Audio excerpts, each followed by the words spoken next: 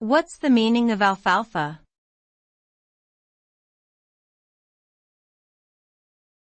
Alfalfa.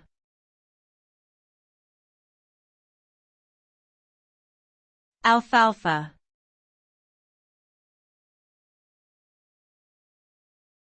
Alfalfa.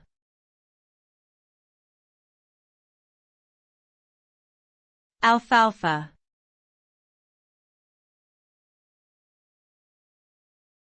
Alfalfa.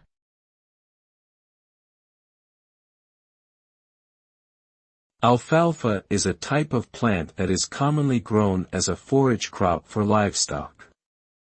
It is a perennial legume with small, clustered leaves and purple flowers. The word alfalfa comes from Arabic, meaning best fodder.